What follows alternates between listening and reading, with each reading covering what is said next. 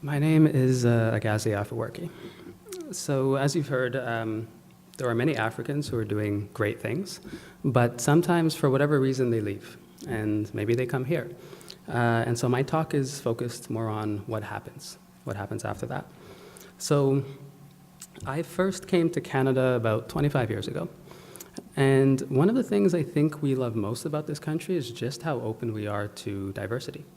We were the first country in the world to adopt multiculturalism as an official policy, and I think we embrace the fact that we are so open to it. We take great pride in being able to welcome people from all over the world. But as we welcome newcomers from around the world, I worry that sometimes we stop at the welcoming part, that we say to them, hello, welcome to Canada, and from that moment on, their odds are pretty much stacked against them. I work with a few hundred newcomers every year, and so I get a lot of insight into what the common challenges are. And the greatest challenge is not learning the language, it's not social isolation or missing their homeland. The greatest challenge is actually finding an adequate job. It's the thing that comes up the most often. They say, hey, I'm super qualified and I can't get a job. Oftentimes I can't even get an interview. And the stats actually back up that point.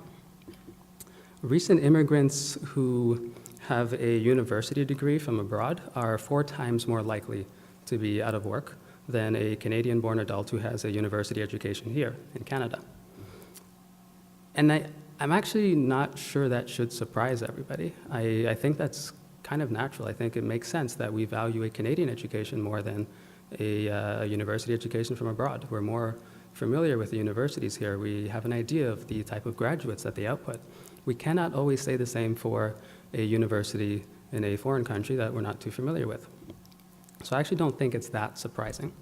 But what I do find surprising is when you compare the employment numbers to Canadian-born adults who only have a high school education. Because Canadian-born adults who only have a high school education are actually more likely to be employed than a foreign-born adult who has a university education.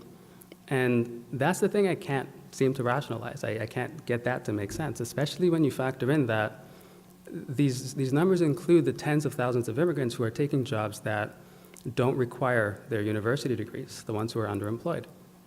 I'm sure you've heard many of these stories. Here's a couple that were interviewed in an article by the Vancouver Observer.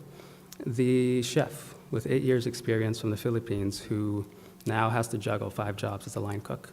The award-winning architect from Mexico who now stocks the shelves at 5 a.m. every morning at the convenience store. And the one you're probably familiar with, the typical PhD who maybe drove the taxi that you took to get here today. And I actually want to emphasize that a lot of the degrees that immigrants hold they're not just some fluffy degrees that maybe don't hold a lot of perceived value.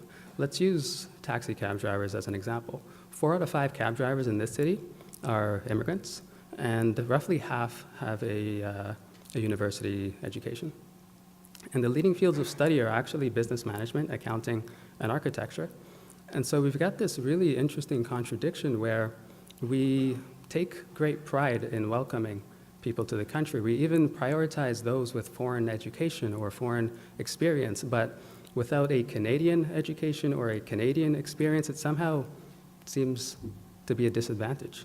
And quite often, that's not their only disadvantage. Sometimes the disadvantage is just their name. A U of T economist did a study where he sent out thousands of resumes to job advertisements. And he had 2 identical resumes. One had an Anglophone-sounding name, and one had a foreign-sounding name. And the Anglophone-sounding name had a response rate that was 50% higher.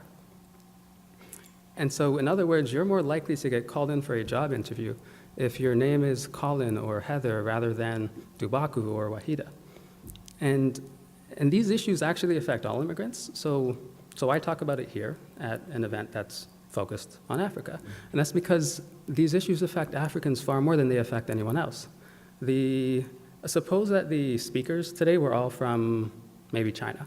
You might find a Richard or a Cindy on the list of speakers because it's quite common for Chinese immigrants to adopt a Western name when they come to the country.